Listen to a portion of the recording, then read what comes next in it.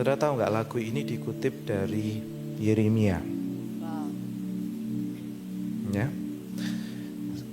Ini relate dengan perjamuan kudus. Jadi begini, pada saat perjamuan kudus, Tuhan mengangkat, ini sedikit lupa ingat ya, pasti tentunya mengangkat roti. Nah, ketika Tuhan mengangkat roti, Dia berkatakan ini adalah tubuhku yang dipecahkan bagi kamu. Betul ya? Kira-kira begitu kan? Ini sering kali kok disampaikan. Betul ya, C? Lalu setelah ngangkat roti, ngangkat apa? Ngangkat anggur. Ya, inilah darahku adalah darah perjanjian baru. Ingat ya, darah perjanjian baru. Itu dikutip dari mana? Dari sini. Mari kita buka sekarang ya. Jadi apa yang disebut perjanjian baru? Gini, ngambil dari Lukas 22 ayat 20 ya.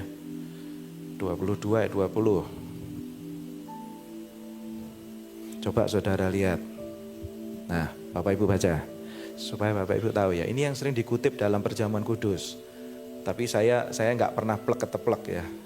Kenapa Pak? Oh rapal gitu, sorry. Tapi saya esensinya, oh ya ini. Coba Bapak Ibu baca ini ayat yang 20, silakan. Apa? Demikian. Dan juga dibuatnya dengan cawan sesudah makan. Ia berkata, cawan ini adalah perjanjian baru. Cawan ini adalah apa? Perjanjian. Berarti ada perjanjian. Nah, maksudnya apa? Begini, perjanjian lama itu ya, ini nanti akan saya terangkan. Sesuatu yang diingkari. Jadi memang awalnya Tuhan itu mau memulihkan dengan hukum Taurat ya, tapi nggak bisa karena terus diingkari. Lalu muncul lagu ini, sejauh timur ya. Dan muncul lagu ini, nyanyi terus. Lihat, membuang, ya, itu sudah betul lagunya ini. Terus. Tiada kau ingat lagi pelanggaranku. Diambil dari mana?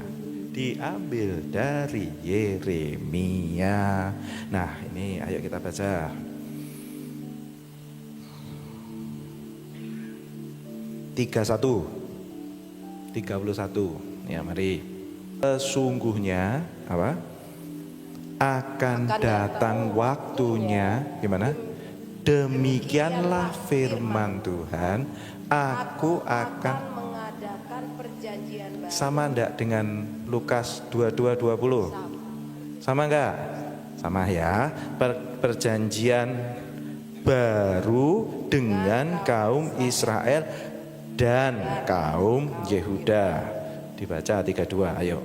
Bukan seperti perjanjian yang telah kuadakan dengan nenek moyang mereka pada waktu aku memegang tangan mereka untuk keluar dari tanah Mesir. Perjanjianku itu telah mereka ingkari. Jadi nggak bisa gitu. Orang kalau terlalu ditekan dengan hukum, ya orang jadi takut. Betul? Amin. Kenapa Kamis Putih ini Trisuci hari raya dan jarang yang memperingati. Kenapa?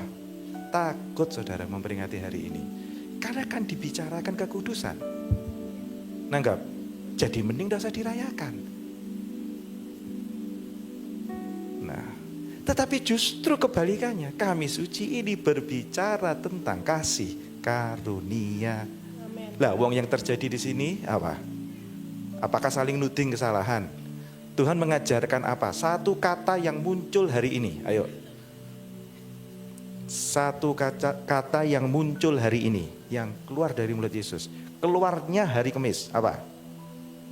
Kasihilah satu dengan yang lain. Artinya apa? Ojo gitu loh. Nangkap? Itu satu kata keluarnya hari Kamis. Kenapa enggak dirayakan? Nangkap? Balik sini ya. ayat 33. Bapak Ibu baca ayo. Tetapi beginilah perjanjian yang kuadakan dengan kaum Israel sesudah waktu itu. Silakan. Demikianlah firman Tuhan. Aku akan menaruh Tauratku dalam batin mereka. Maksudnya apa? Aku akan menaruh Tauratku dalam. Batin. Maksudnya apa? Sekarang saya tanya, Pak B. Pak AB kalau menyakiti orang, Pak B tahu nggak jujur dalam hatimu kalau Anda menyakiti hati orang?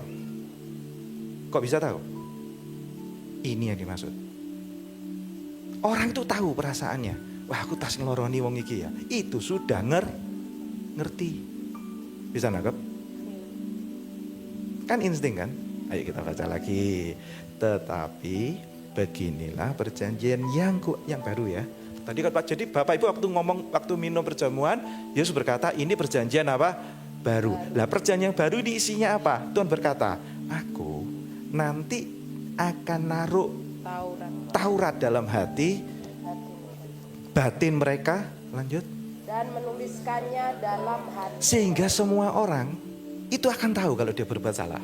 Lu saja nih lagi ini kelarani wong ropo atas saja nih. Perlu enggak Bapak Ibu datang ke gereja untuk diingatkan kalau kita salah? Perlu enggak? Enggak perlu. Lu seru dewe kok. Nangkep enggak sih? Nangkep enggak? Nah. Ayo kita ikuti terus. Ini kan semakin asik kan. Aku akan menaruh Taurat dalam batin mereka dan menuliskannya dalam apa? Hati mereka. Maka aku akan menjadi Allah mereka. Ya, dan mereka akan menjadi umat. ya, betul ya. Jadi sudah tidak perlu lagi sebetulnya saling menunjukkan, saudara ini tidak boleh, saudara harus begitu. Tahu nggak khotbah-khotbah macam begini? Sering dengar nggak? Ya. Pertanyaan saya, Bapak Ibu emangnya berubah dengan khotbah begitu? Enggak toh? Enggak kok, enggak berubah dengan khotbah itu. Kita berubah karena adanya kasih. Orang itu kalau diterima dengan kasih pasti bisa.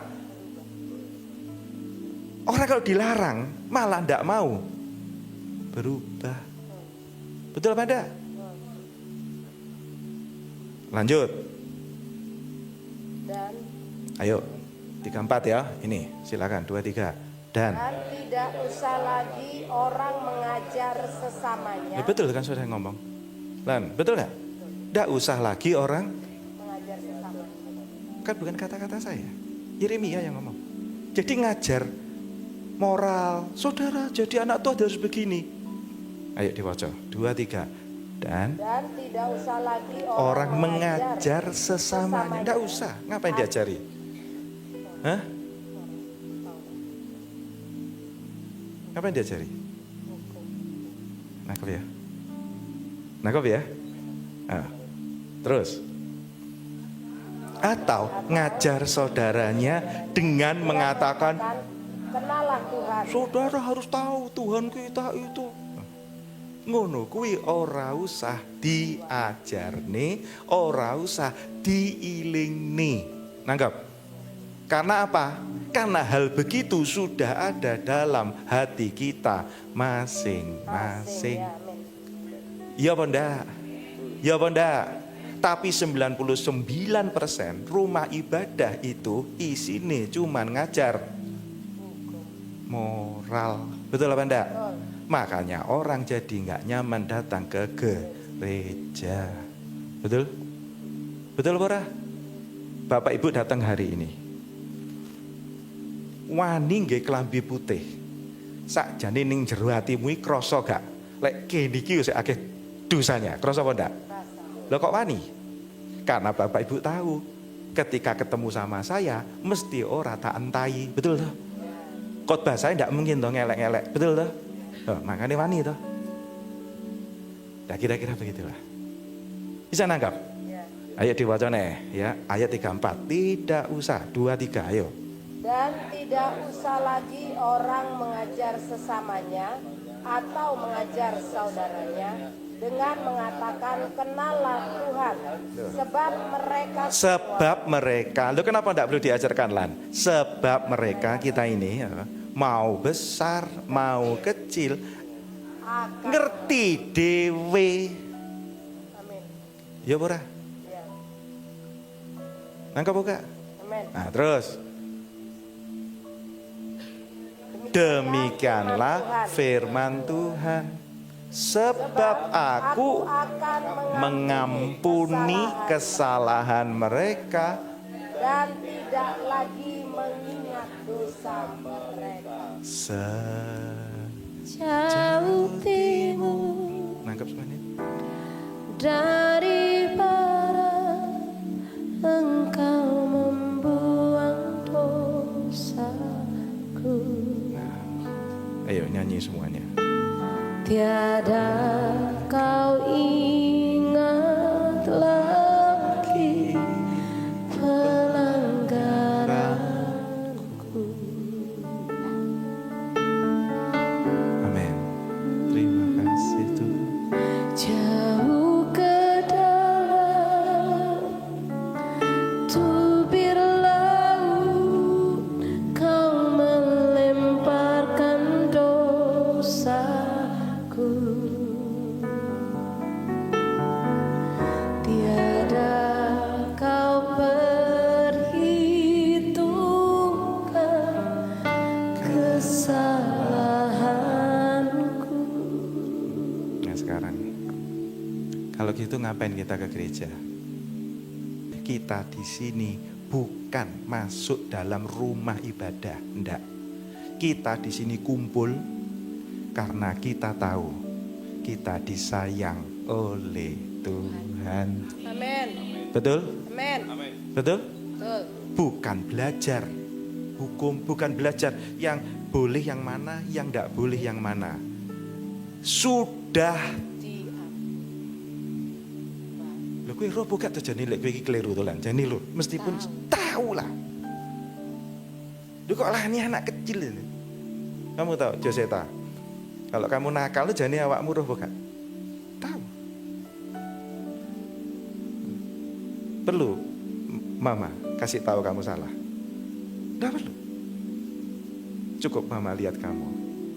Jangan ya nak ya. Betul. Dan kenapa Tuhan di sini memberikan cintanya dalam hidup kita. Tapi kita di sini saling apa? Membasuh kaki. Dan Tuhan ngomong apa? Yang terakhir. Waktu sebelum Tuhan pisah ke Getsemani, dia ngumpulkan 12 orang. Dia ngomong ini, oke, sebentar lagi sudah waktunya ya. Saya tak doa dulu. Pesannya apa? Love one another ya. Tak tinggal. Ojo tukaran. Ojo saling nyalahkan. Kalau Lani melakukan sesuatu, cuci kakinya. Kalau Pak Habib lakukan sesuatu, tugasnya Om Kajai yang cuci kakinya. Nangkep? Jadi mencuci kaki itu jadi ritual. Seolah-olah, oh melayani itu mencuci kaki. Bukan. Bukan. Mencuci kaki itu artinya begini. Saling apa? Saling membersihkan satu dengan yang lain. Karena tidak ada orang yang terbebas dari debu. Betapa Besar angkat Alkitab saudara sekarang. kasih Terima kasih Tuhan. Amin.